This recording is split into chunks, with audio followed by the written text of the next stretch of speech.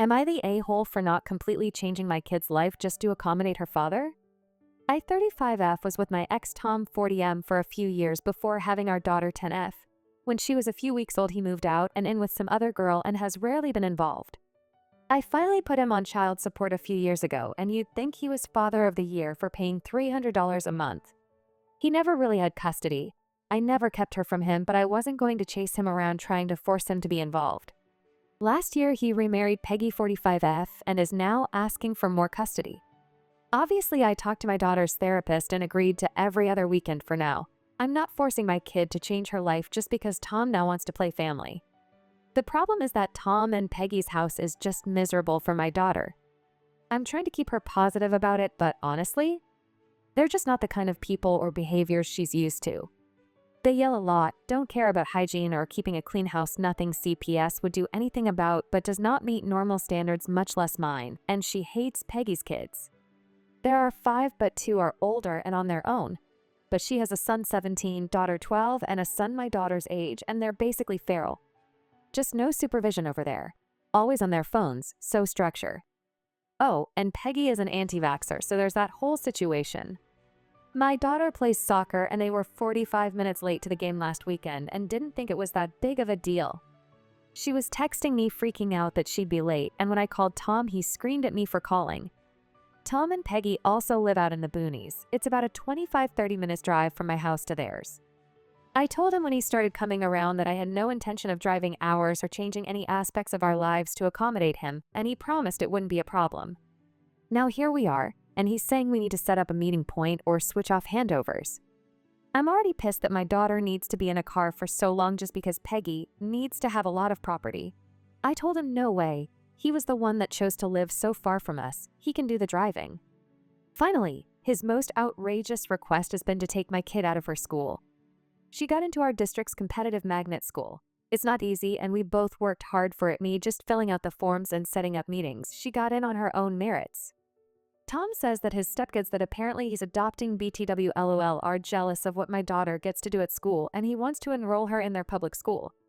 Not happening.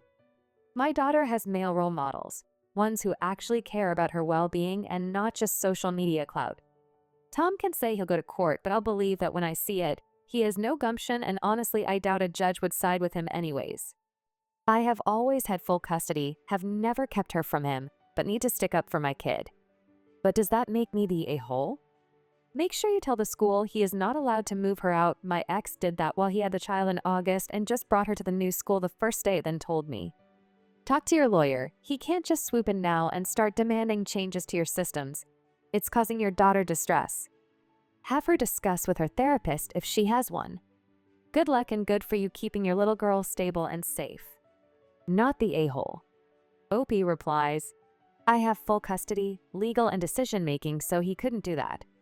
I did get her a therapist for all of this, but can only afford for her to see her monthly. Tom said he'd help pay, but now refuses. Your daughter doesn't want to go there, and you have full custody. Why are you forcing her to go there? Opie replies, she originally wanted to. So I made it happen. Now she doesn't, so I won't force her to. Next story. Am I the a-hole for not going on a cruise where my sister-in-law invited 2 other couples we do not know? My sister-in-law and I were planning to go on a cruise together with our Hubans. Her husband is my brother. We are all in our 40s. She booked their cruise, and I hadn't booked ours yet as I was busy. She thought I had already booked ours. As we are texting about the cruise, she texts me that she invited 2 other couples to go and they have booked too. We don't know any of these people at all. It isn't the first time she has invited people we don't know to functions, like dinner out. I thought we're just going to be the 4 of us. Many times when other people are invited, my husband and I are cast aside and tend to feel like fifth wheels. We pay for our own dinner and have always been good sports about it. My husband no longer wishes to go, and frankly, neither do I. If we had planned on other couples going and invited some friends we know, that would be one thing. But we hadn't. Not one time in our plans was inviting others mentioned. Now we are thrown in with people they have known for years that we don't know at all, so we decided we don't want to go on an expensive cruise, not to mention the time off work, with strangers. I told her we've decided not to go, but to have fun with their friends. It was a bit hurtful, but we were trying to be good sports about it and not cause a fuss. She doesn't understand why we don't want to go and is now upset with us. She doesn't think it's any big deal to invite others. My husband and I would never dream of imposing strangers, even for dinner, without first discussing it with the folks we made original plans with. Now I think, am I the a-hole for canceling going on a cruise? I suppose, am I the a-hole for controlling who she invites? AITA for seeming petty. If you invite others. My husband and I aren't going. Not the a-hole your sister-in-law is selfish and rude. If she wanted to invite others, she should have asked both of you before inviting other people, as the four of you had already made a plan. Stand by your decision to withdraw. Explain next time the four of you make plans. If there are any changes, you want changes discussed in advance so you and husband get to choose whether or not you are okay with it. That's what respectful adults do. Opie replies, yes, you're correct. I should have placed parameters on the cruise. That is my oversight. Thanks for the validation. I have been so upset about the whole thing I hardly slept. She doesn't understand why we don't want to go and is now upset with us. She doesn't think it's any big deal to invite others. I think you need to stop being such good sports and spell out exactly how this makes you feel. Give examples from previous occasions. If she still doesn't get it or dismisses it, she has the social awareness of an amoeba, and you should take that into consideration in the future. Not the a-hole. Next story. Am I the a-hole for taking my laptop back after my boyfriend's sister stole from us? I, 21F, have a house with my boyfriend, 22M.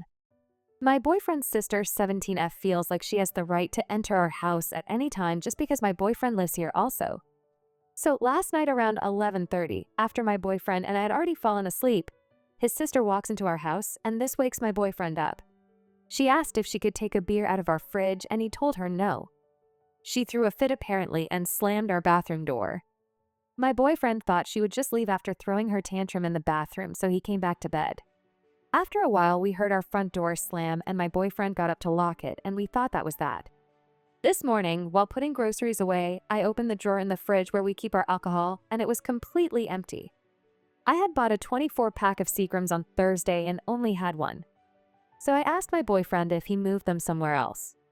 He told me no, and that his sister asked for a beer, and he said no and thought she left after.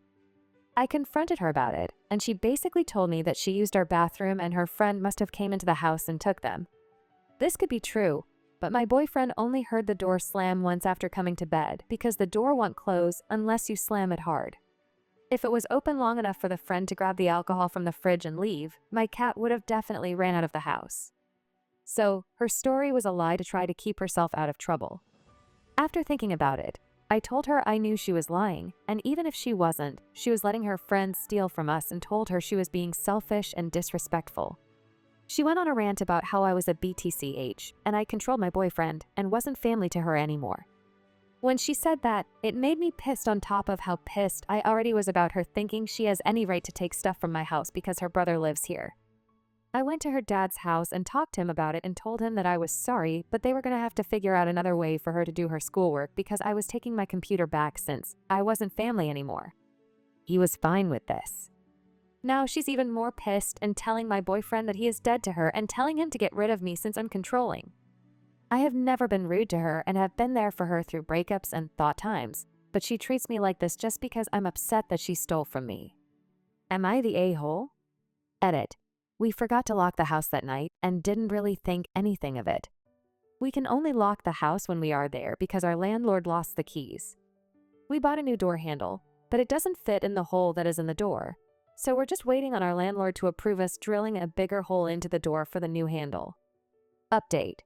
We got our new door handle in. I feel safe and my belongings are secure. His sister is throwing a tantrum still and disowned us as family. She sent my boyfriend and I long paragraphs at 2 a.m. last night. Told my boyfriend that he never sticks up for her and always takes my side. This is the first time her and I have ever fought, and he's taking my side because he was also pissed that she was coming into our house and taking my stuff, and told me that I need to grow up because I make every outing awkward and make my boyfriend into a different person. His mom agrees with this, but believes I make him into a better, happier, and goofier version of himself. Not the a-hole, but why does she have access to your house? You need to stop that from happening, and if your BF is okay with his younger sister coming and going as she wants to and disrespecting you, then he needs to go too. Opie replies, he isn't, and he's told her this, but she's a brat and doesn't listen. So a minor is just wandering out at night, stealing and drinking 24 beers? Does her dad give a damn about her at all? What is happening? It's obviously not your responsibility to deal with her, but I'm surprised her dad and brother don't seem to care. If this is real, you should also secure your house properly. Not the a-hole. Next story. Am I the a-hole for adopting a kitten and refusing to give her back to her previous owner? I-21F went to an animal shelter about 2 weeks ago and fell in love with this gorgeous 6-month-old kitten who was so friendly and needed a home. I asked the team about her history to find out why she was here, and they said she was found in the road, abandoned and bitten by a dog. I immediately filled in the adoption paperwork for this kitty, but she was still healing, so I couldn't take her home straight away. On Saturday, she was finally spayed, microchipped, and ready to come to her new home, which she has slotted into perfectly. So tonight, I received a call and message from an unknown number that says she is the owner of my kitten and she wants her back. She said she saw a post on Facebook that I had adopted her kitten and tracked me down on Instagram to find my phone number on my business's account. She explained that she moved out of her parents' house where the kitten lived and that she had to wait for her new landlord to tell her if she can have a kitten or not. She said the kitten kept trying to find her, and one morning the kitten went outside to find and wasn't seen again. She asked me if she can have her kitten back. She will even pay for her because she's been looking for her for a month and sent me photos to prove it is hers. I told her that I adopted her from an animal shelter where she was recovering from a dog bite and kept in a cage, and that I am not interested in giving her back. Am I the a-hole? Not the a-hole. The kitten wasn't chipped. There's no documentation proving she owned the cat. Block her and move on. Not the a-hole. I would be completely uncomfortable if someone found my information like that and tried to convince me to give them my kitten I adopted, an abandoned kitten in 2023. I'd block her. You adopted that kitten, followed all the procedures, and if she had had that kitten previously, she clearly didn't look hard enough as you found her in a shelter. If my cat got out, the first places I'd be looking are shelters. In my area, we have a 7-day stray hold to allow owners the opportunity to get their pets back. If they don't within that time frame, then the animal is up for adoption. As long as the shelter followed their standard process for strays, the kitten is yours. Why didn't she contact the shelter immediately to see if her kitten was picked up? When our cat escaped and went missing, I contacted every shelter in my area and provided pictures and info about him. They all posted the pics and info on their social media and kept an eye out for him in their intakes. He didn't show up, but if he had, I would have been notified, even disregarding that he was chipped anyway. I hope you guys like this video. If you did, make sure like, comment, share, and subscribe the channel, our posts.